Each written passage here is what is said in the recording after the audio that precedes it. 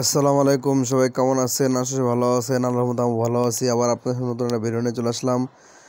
আজকে মূলত ভিডিওটি হলো আমার 18 ইঞ্চি স্পিকারে একটু সমস্যা দেখা দিছে। সেটা হলো আপনার স্পিকারের সাইডে স্পিকারের সাইডে স্প্রিংটা সেটা একটু ফাটল ধরছে, ছিঁড়ে গেছে।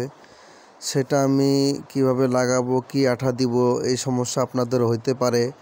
দেখতে পাচ্ছেন আমার এখানে আঙ্গুলের সাইডে দেখেন একটু ছিঁড়ে গেছে। এখান থেকে হাওয়া বেরোলে একটু খারাপ শব্দ আসতেছে।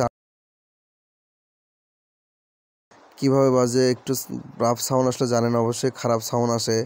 এই জন্য কীভাবে আমরা এটা ঠিক করব, রিপেয়ারিং করব, সেটা আপনাদেরকে আমি বিস্তারিত দেখাবো।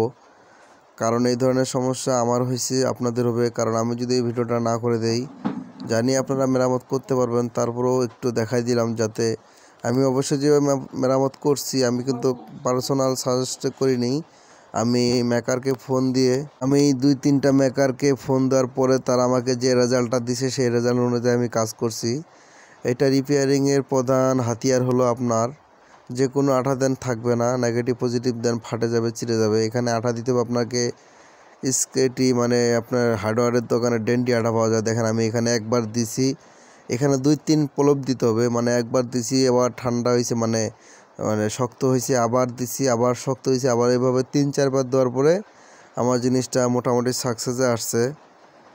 আমি তারপর আপনাদেরকে বাজাও দেখাবো, বাজা দেখাইলে কোনো সমস্যা হয় নাকি, বা এরপরে আবার যদি আঠাটা না থাকে আমি আবার নতুন করে আপনাদেরকে বেসিক ধারণা দেব।